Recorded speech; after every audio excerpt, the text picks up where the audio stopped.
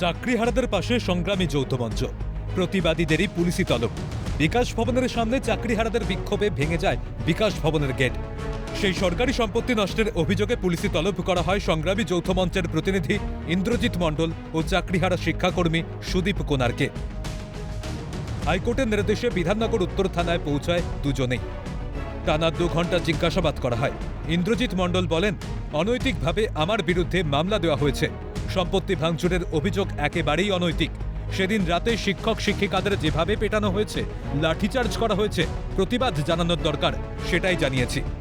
একেবারে ইনজাস্টিস, যেভাবে শিক্ষক শিক্ষিকাদের সেদিন রাতে পেটানো হয়েছে, গণহারে লাঠিচার্জ করা হয়েছে, তারই প্রতিবাদ জানানো দরকার এবং জানাই সেক্ষেত্রে।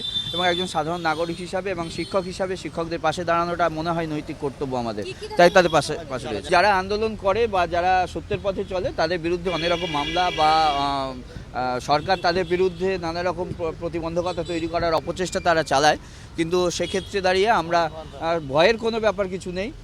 এর আগেও মামলা চলেছে আমার, সেই মামলাগুলোও রয়েছে।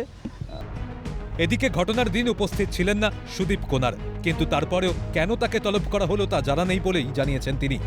তবে সব রকম পুলিশি সহযোগিতা করতে প্রস্তুত, এমনটা বার্তা চাকরিহারা শিক্ষাকর্মীর। সেটা আমি বলতে পারবো না কীভাবে ওনারা তলব করেছেন। ওনারা যা জিজ্ঞেস করেছেন আমি সকল উত্তর ওনার থেকে দিয়েছি এবং আমি যে এখানে আসিনি বা থাকিনি তার যথেষ্ট যেটুকু প্রমাণ আমার কাছে ছিল আমি সেটুকু ওনাদের তুলে ধরেছি। ওনারা যদি ভবিষ্যতে তদন্তের স্বার্থে ডাকে আমি আবারও আসবো, এতে আমার কোনো অসুবিধা নেই।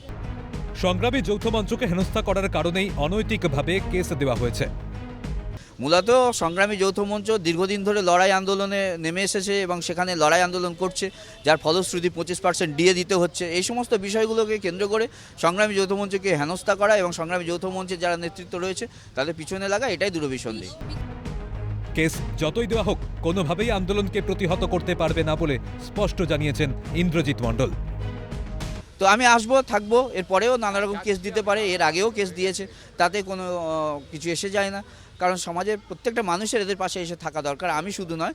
দেখুন, আন্দোলন দমানোর তো চেষ্টা অবশ্যই, ভয় দেখানো, প্রভোকেশন ছাড়া করুক, শান্তিপূর্ণ অবস্থানে আমার মত আছে।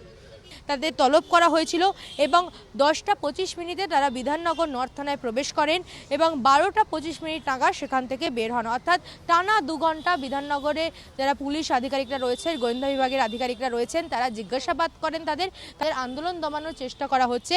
তবে যতই তাদের আন্দোলন দমানোর চেষ্টা করা হোক, তাদের বিরুদ্ধে মামলা দেওয়া হোক, তারা কিন্তু এই আন্দোলনে যেরকম সামিল থাকবেন, পাশাপাশি চাকরিহারা শিক্ষক এবং শিক্ষাকর্মীদের পাশে থাকবেন সংগ্রামী যৌথ মঞ্চ, তা কার্যত স্পষ্ট বার্তা দিয়েছেন সংগ্রামী যৌথ মঞ্চের প্রতিনিধি ইন্দ্রজিৎ মণ্ডল। ক্যামেরায় গোপালের সঙ্গে রেশমি রিপোর্ট, ক্যালকাটা নিউজ, সল্টলেক।